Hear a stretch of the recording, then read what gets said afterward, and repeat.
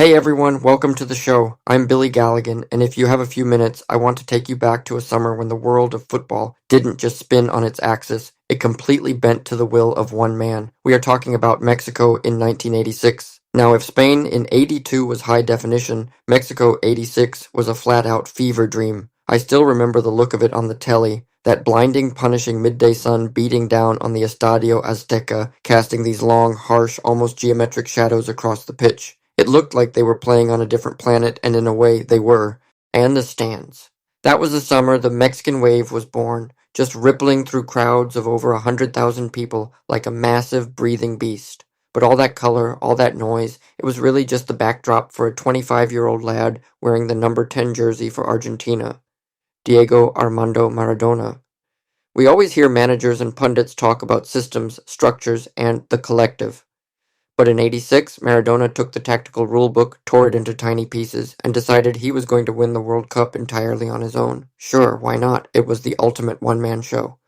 To really understand the myth of the man, you only have to look at one match, June 22nd, the quarterfinal against England at the Azteca.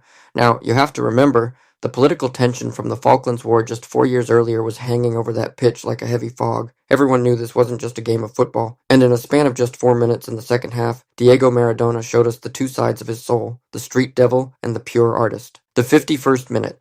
Maradona plays a pass, charges into the box, and an English defender tries to clear it but slices it high into the air. Maradona chases it down, but the English keeper, Peter Shilton, comes flying off his line. Now, Shilton is a giant of a fella. He has a clear height advantage, but Diego leaps, reaches out his left fist, hidden perfectly right next to his head, and punches the ball over Shilton and into the net. The English players are absolutely losing their lives, screaming for handball, but the referee misses it completely. Maradona runs off, shouting at his teammates to come hug him so the ref won't get suspicious. He called it the hand of God. It was pure, cynical street theft, the kind of trick you learn in the dusty, vacant lots of Lanús.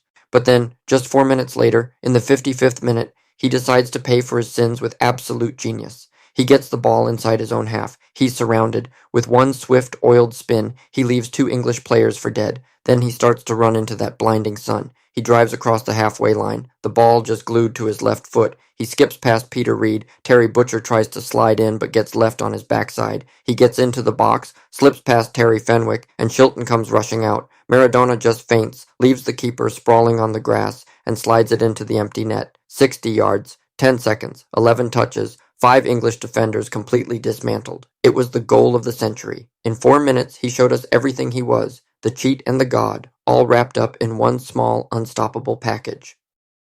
People forget that the rest of that Argentina squad wasn't a collection of superstars. Without Maradona, they were an ordinary, hard-working side. He just made them look like giants.